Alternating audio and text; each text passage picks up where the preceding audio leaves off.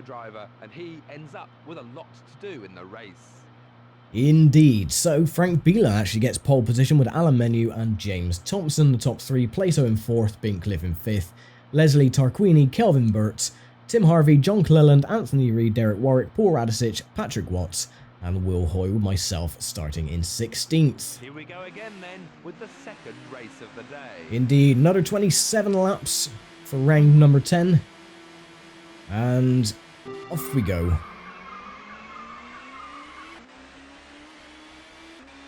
So let's hope we can do another victory like we did for round 9.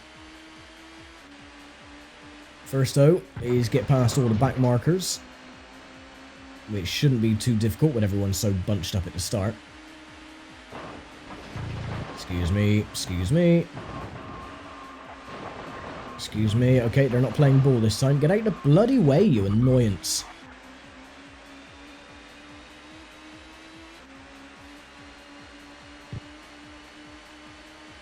Right, up into 12th, so we made up a couple of spots. 11th, top 10, thank you.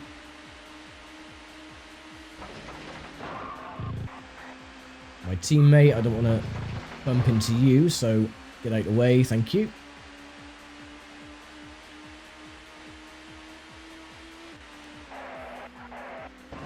Get through Deer Leap again, get the Nissan out of the way, sorry. Keep wanting to call them a Nissan or an Audi, vice versa. Okay, top 7 after one lap, which is pretty good. Next on the agenda is the Honda of, I'm assuming that's Tarquini. There's Thompson. Ah, the Renault's got past the Audi. That's fine, so we'll give Plato a little nudge.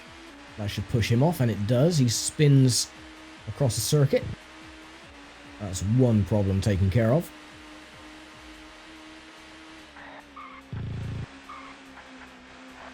And going through Druids, that is the main problem. That catches us out more often than not. Let's give the Audi a bit of a nudge. He can go off as well. Thank you. Sorted. Right, now it's Plato, or sorry, Menu to go. And we get a fastest lap as well, 58.5. Not the fastest. Not compared to what we had for round 9 anyway, it was 56 something or other, or 54 something, I can't remember. Now, there is a benefit of winning each of the races so far. Now, not only it does benefit you for cheat codes that you get for every quarter of the season done, but when we get to problem circuits like Croft, which I know for a fact we're not going to do well at all, there is a possibility of you being fired from your team if you don't do very well in the season. So building up such a comfortable points deficit, that means that we have, say, maybe 1 or 2 races where we can have really poor results, and it won't affect us getting fired from the team. So that is one of the benefits. Unfortunately, as you can see from Menu, he doesn't like to go down very easily, so you need to get your elbows out and see if you can give him a little nudge just to get past the bugger, but there you go. Do it through cascades, that might work. Or I might take ourselves out instead, okay. Oh, he's gone sliding across the track. Oh, he cut the corner. Well, that's no way to take a corner, is it? Bloody hell. That's alright, we'll probably get him at Druids. I'll be fine. Yeah, I don't know what it is, I mean, but if you come up to any other car and just give them a little nudge, they lose all manner of braking and control and everything else, and they just go spearing off the track. It's like they have no tyres all of a sudden. But there we go, that is the problem taken care of. We can now start working on a nice lead as we start lap 5.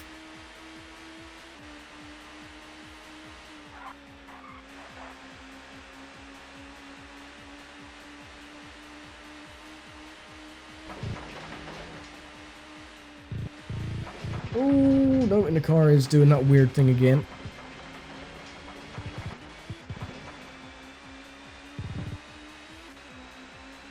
Yeah, that's one thing. If you think that the bumps in the track are bad now, wait until we get to Croft later on after halfway in the season. It is atrocious. And I still think it's because I didn't have a lot of track data at Croft themselves, because Croft only came back onto the calendar of the British Touring Cars in 1997, which was when this game came out. And I think because they didn't have enough track data, that is why the track is so very, very bumpy, and it has strange undulations and a lot of cambering issues. For example, it has very high camber on the left and right side of the circuit, and you've got a big dip in the middle. It's very, very strange, and the car really struggles to get any traction. And if you spin, the car acts as if it's grounded itself. It's very, very, very stupid indeed. And that is why, for, well, ever, I've never had a very good result at Croft. I've always been out of the points. That's why I've called it the Croft Curse. So, hopefully this time, we can lift that curse and win every race in the season to get the full marks and the cheat codes. That'll be all good.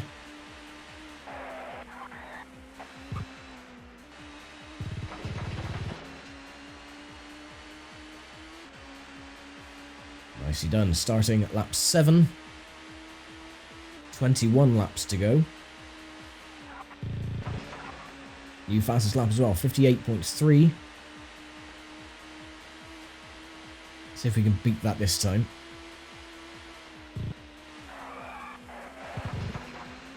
What are we up by? 1.6. Pretty good.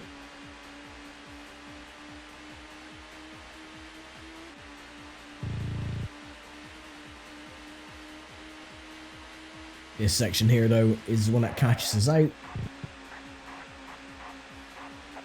Oh, actually played fair this time. Nice. And we're coming up to the back markers already.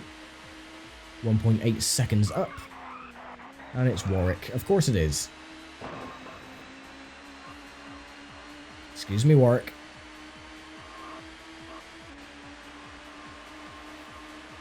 There we go, 55.6. Get out the way, I said. Just spin him round. Yes, it does.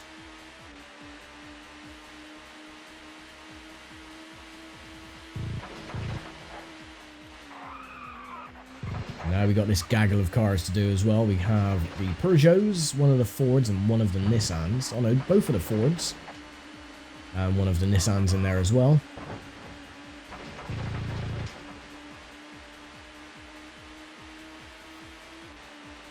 Come on, guys. Blue flags, get out of the way. There's one thing that I've noticed as well. Well, I've noticed this since this game came out, was the Fords do have a distinct, different engine note compared to the others. We've got more high-pitched squeal of an engine than the rest of the teams, because they had a special engine in there, I guess. I don't know, I can't remember. It's a certain engine that they had. But I did give, like the Volvos do. The Volvos have a distinct noise. But the Fords were more higher pitched. It sounded like a turbo whine instead. Oh, okay. Cleland's decided to go grass tracking. That's fine.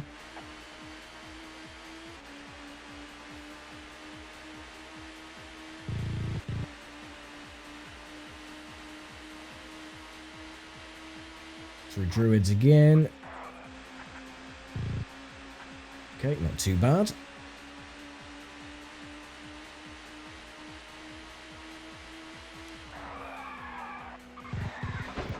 Oh my word.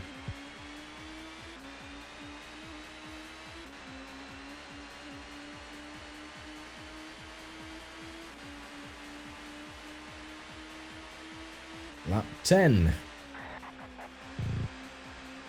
So we're getting through this race fairly sharpish. Seem to have consistent lap times as well. Well, not hugely consistent, like 1 or 2 seconds off the pace. which is not consistent at all, is it? So, ignore me, I don't know what I'm talking about. Obviously. Back under the Yokohama Bridge.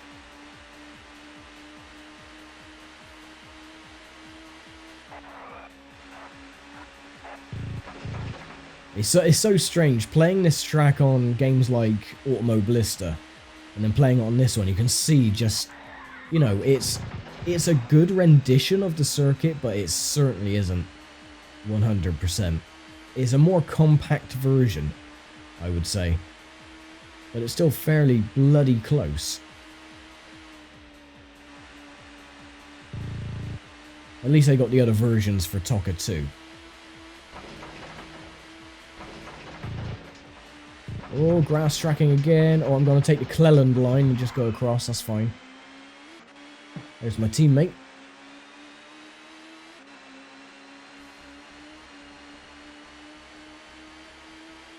I think we got enough of a gap to the second place driver of menu, so I think we should be able to help our teammate try and get another top 5 like we did before. If we can catch up to him, that is. Yeah, we lost 3 seconds just from that little mishap. Oh, no you don't. A little bit wide. And off for a little spin. Yeah, it's not done too much damage to our lead, that's fine. Still can't even see him going over the rise of Deer Leap, so. 9.99 we were off by on our lap. No.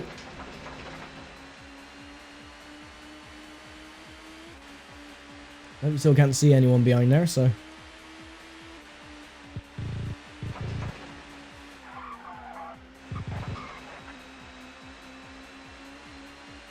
Alright, where's our teammate?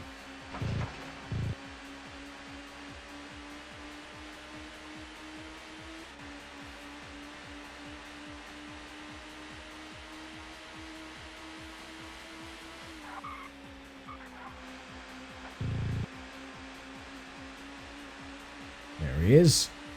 I think that's our teammate anyway, I'm not sure.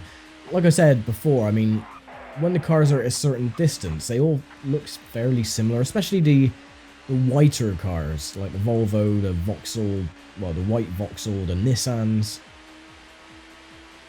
So, no, that is indeed a Nissan then, so our teammate is in front. So, we'll give whoever this is driving the Nissan, we'll give him a little nudge, he'll go spinning off, like so. And then we'll try and help our teammate as best we can, we'll just skip the grass.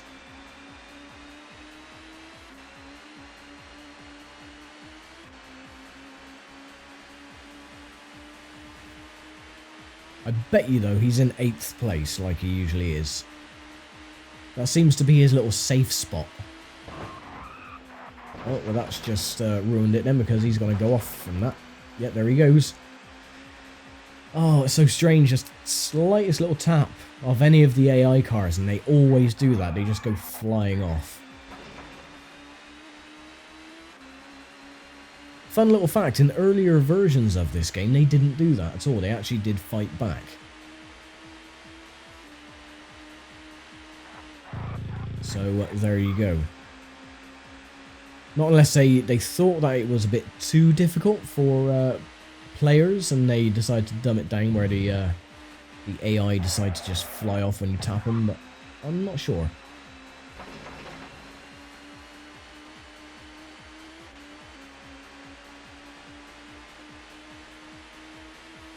Oh well, what's done is done. He'll probably bounce back and go into 8th or 9th place, as he tends to do. There's the other Nissan. Is that a Nissan or is that the Vauxhall? That's a Vauxhall of Warwick. Okay, sorry Warwick. Off you go. Goodbye. He's going to go and play and make some sandcastles.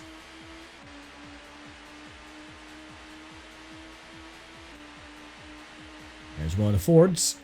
So this is the back group that we've already lapped.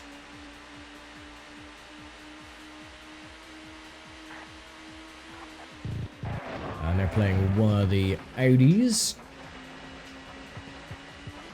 The Ford just flying through the grass is fun. Always fun to see.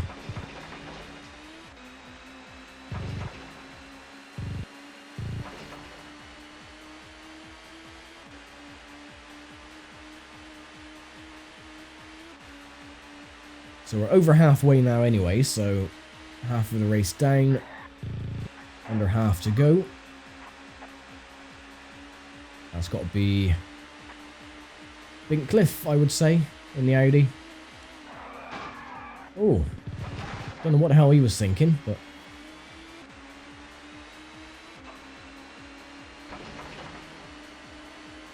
Okay, Ford, you can bugger off as well. Yeah, boisterous, I know, but the Fords are getting in my way, and they're getting annoying. That did us no favours at all. It was just fun to do.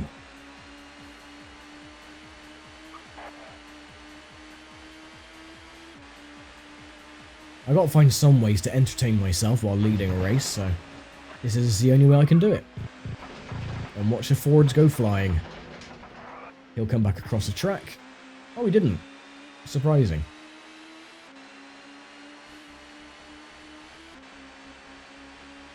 That doesn't actually do anything at all. It doesn't affect... Well, unless you really do push to, say, get your teammate up to a certain spot like I did before. It doesn't really affect the finishing order because they're in a set pattern every time. So if you push out, say, the Audi in front, he'll, as soon as you get to a certain distance from the car, he'll just bounce back up, the car acts like it's on rails, and he'll fly back up into its original position. Unless they retire, of course, and then they can. But they always have a set finishing order for each race, so... No, why did I do that? Overcorrecting. So, still miles ahead from anybody else.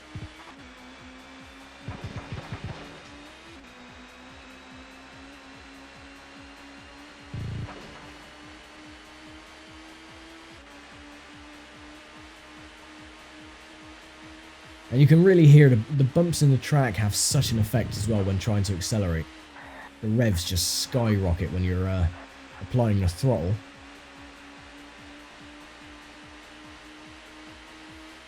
Right, back to a bit of quiet until we catch up to the next little block of back markers.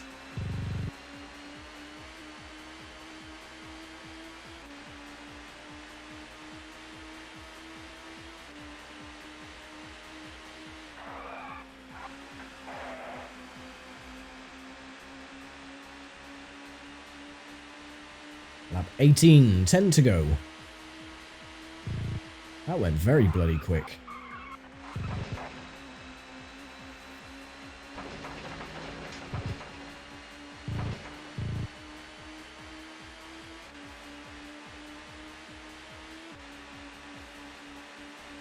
So at least we know this race won't take too much longer to complete.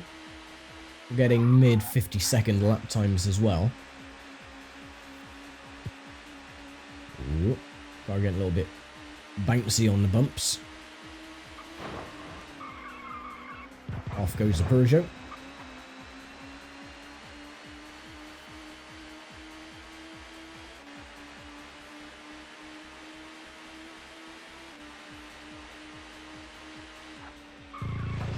Ooh, come on. No, it's fine.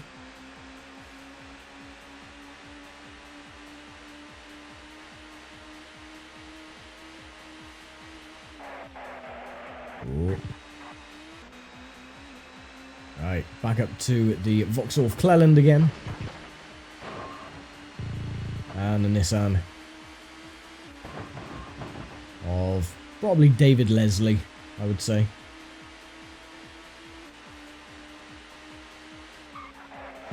Ooh.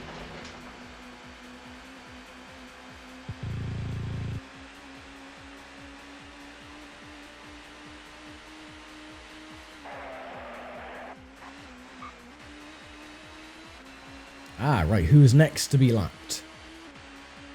That is another thing that I wish they implemented in the first game. Obviously, they did for the second, but when you lap anybody, it doesn't actually tell you that they've been lapped. It just gives you a time of how far back they were, which probably means that they carried on completing the laps that they have left to get up to 27 before getting over the start-finish line, rather than just cutting off the lap that they have been lapped.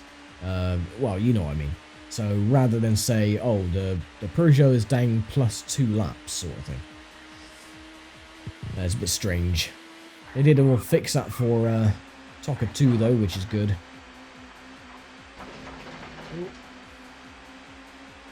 Where is he? There he is. Trying to get back at me is not going to work.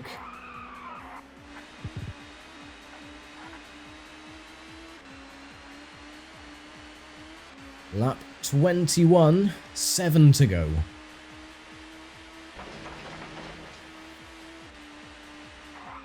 Oh, for goodness sake, that's so bloody annoying. You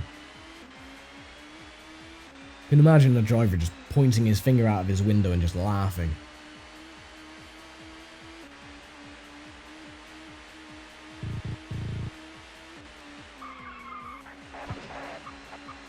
Okay, that'll teach you to laugh at me, Sonny Jim. Oh, it didn't work.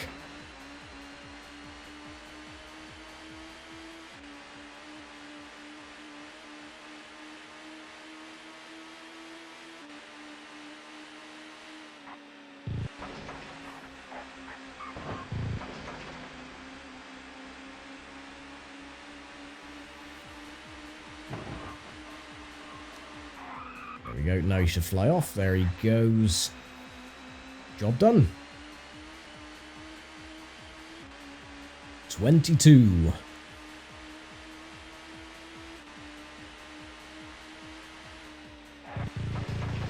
We can already taste victory.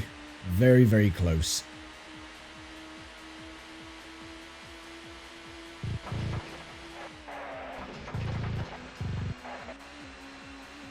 Next gaggle of cars to be lapped, and one of them is the Renault of good old Plato. So it looks like it's going to be similar to race number 1. We'll probably lap every single one of the drivers apart from Menu, who was only 15 or so seconds back. Warwick again getting in the way, as he has a tendency to do.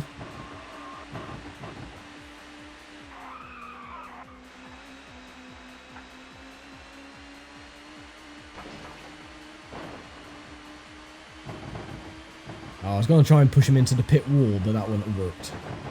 Well, get around, move out of the way. My teammate is getting held up by the Fords as well, so I'll give him a helping hand.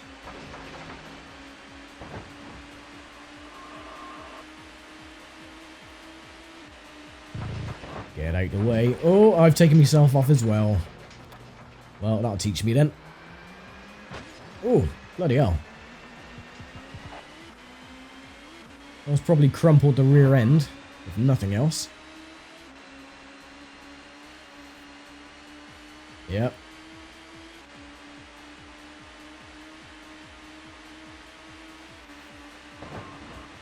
I got all that work to do again of pushing these cars off. Oh, there we go.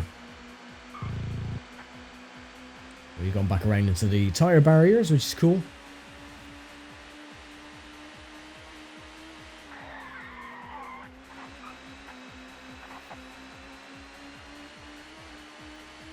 I've actually been doing a bit of searching.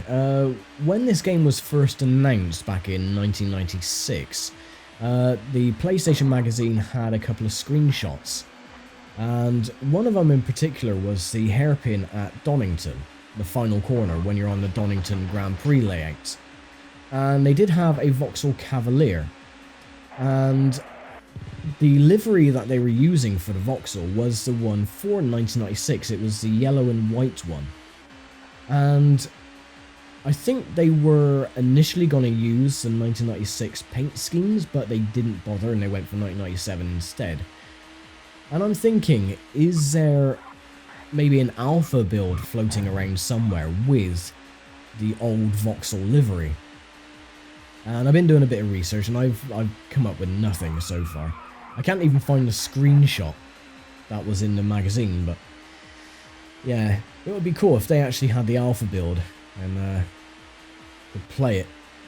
That would be pretty awesome. Right, off you go. Nice.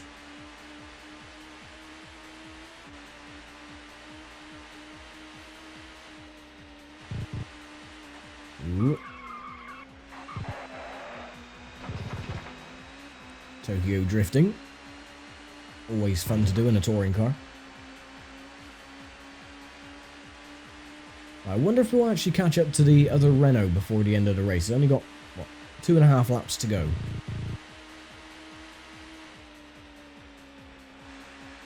Oh, look at that. That was perfect that time. Why couldn't I do that every other lap? And yes, that is the other Renault. Nice, so we will actually lap every single driver this time.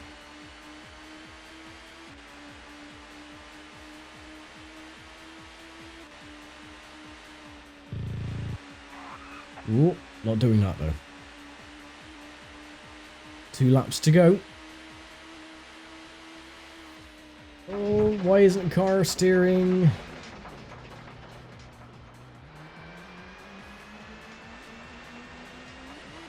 Now you've seen then firsthand, that was the same amount of input that I had going around that corner every single other lap. But this time, nope, the car just didn't want to steer. Just goes straight off into the grass.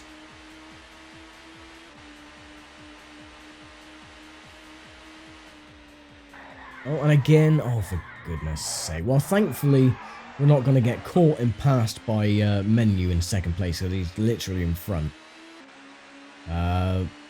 Unfortunately, though, we're not going to be able to lap him, I don't think. Unless he catches up to some of the back markers, but... oh well, once again, every car will be lapped apart from him. Okay, final lap.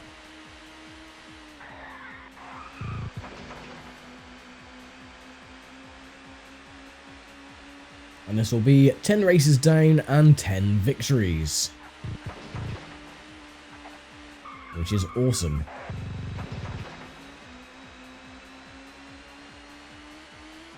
So that's what I'm aiming to do for this entire season, is get a victory on every single event. Get the maximum score.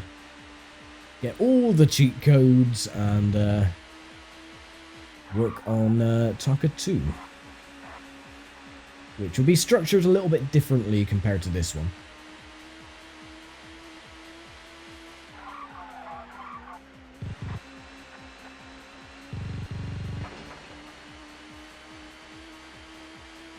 And there we go, race complete.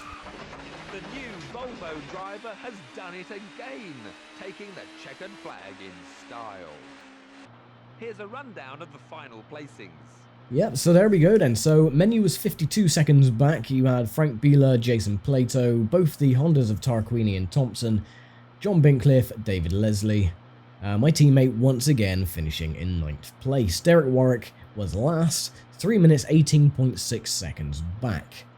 Well, with today's races over, let's see the championship table. The new Volvo driver is opening up a substantial lead and must now fancy his chances in the championship. Indeed, so we have a 50-point lead over Alain Menu at the moment, which is, in retrospect, is not a huge margin in comparison. So, yeah, there's still, what, 12 races to go, or 14 races to go. This was only round 10, so anything can happen, especially in the latter half of the season. So, yeah, anything can happen from here until we get to the final rounds at Silverstone. But I will leave it here for now. Thank you very much for watching, as always, and I will see you next time for rounds 11 and 12. So take care, stay safe, and I'll see you next time.